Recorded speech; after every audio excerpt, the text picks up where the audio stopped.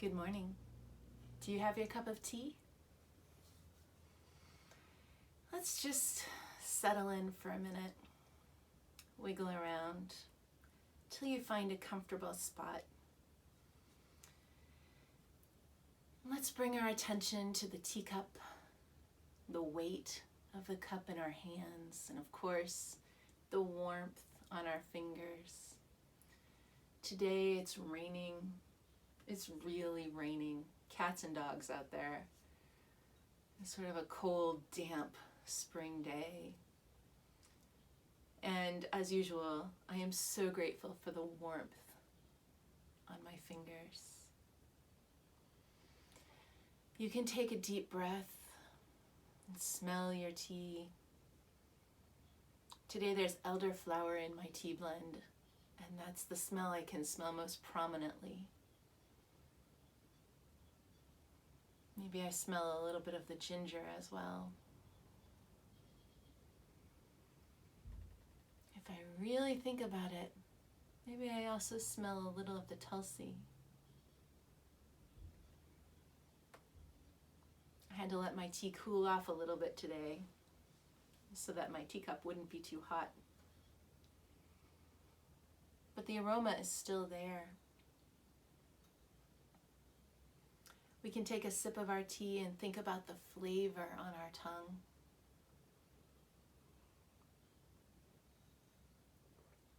Think about the warmth moving down into our bellies.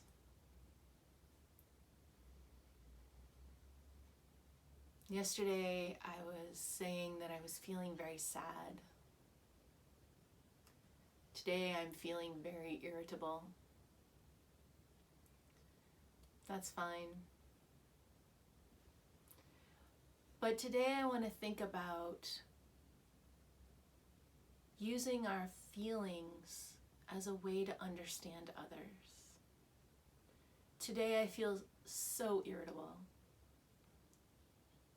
And I can stop and I can think, this is what it feels like to be irritable. And then I can think about all the other people in the world who are feeling irritable right now. And I can say, in this way, I'm like all people. In this way, I'm in community with all the other people who are feeling irritable. I'm part of that community, the community of irritability. And then I can move a little bit beyond that. I can think about my own behavior as I am feeling irritable. I can think about how every little thing is annoying me, even though it's not really reasonable.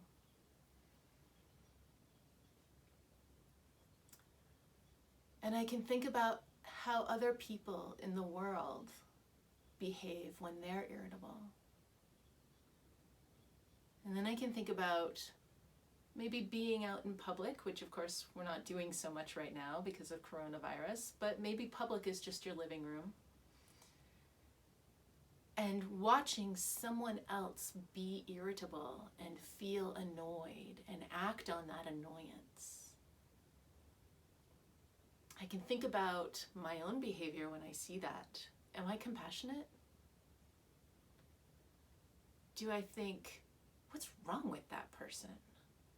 Or do I think that person is feeling really irritable? It's a very different kind of setup. Because if I think what's wrong with that person, I'm blaming them. If I think that person's feeling really irritable, then I am understanding them. Okay, the actions that we take when we are irritable and annoyed, we are still responsible for. And when those actions are inappropriate, we have to be responsible for them. But as people in community, if we simply become angered immediately, we make it much harder for things to be resolved. If instead we can say, oh, I see you're feeling irritable. Maybe we don't say that out loud. Maybe we say that to ourselves. And then we think, I know what it's like to feel irritable. I myself have felt irritable. Then later, when that person comes to apologize for their behavior, we're more likely to forgive. Because we remember what it feels like to snap at someone just because you're feeling irritable.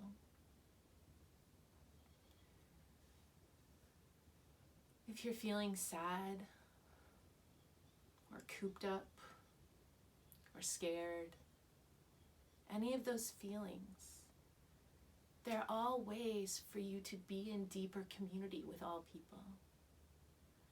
You can think about people who are very much not like you, or who you think are very much not like you, and acknowledge that they have these feelings too. Maybe you're a person who right now is working from home for coronavirus.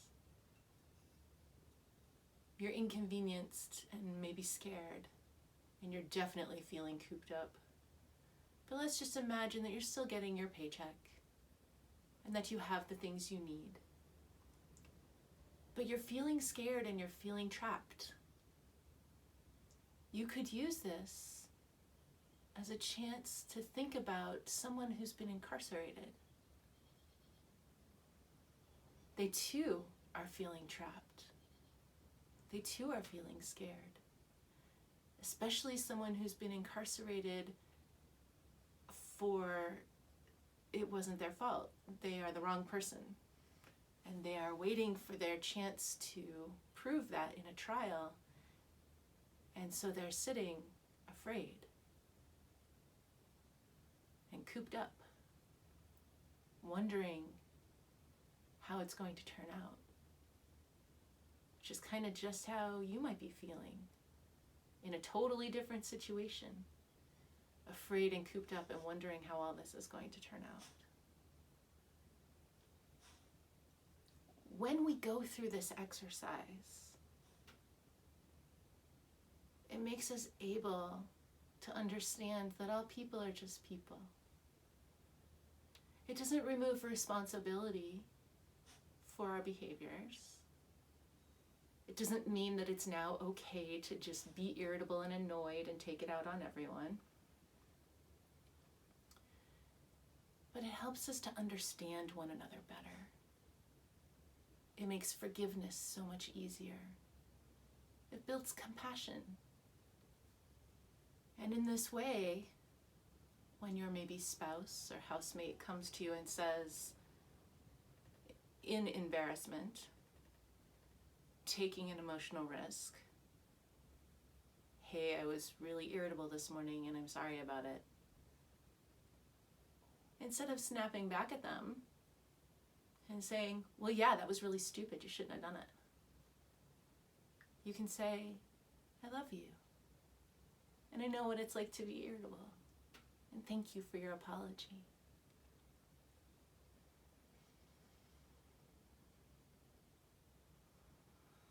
So maybe that's something nice to think about.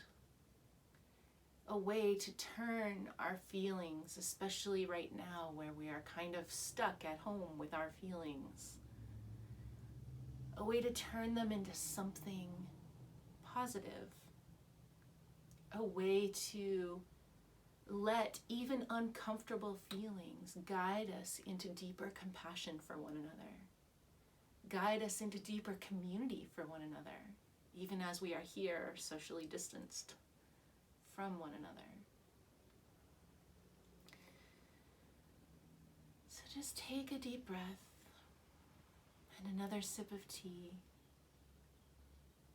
and enjoy this time to be quiet.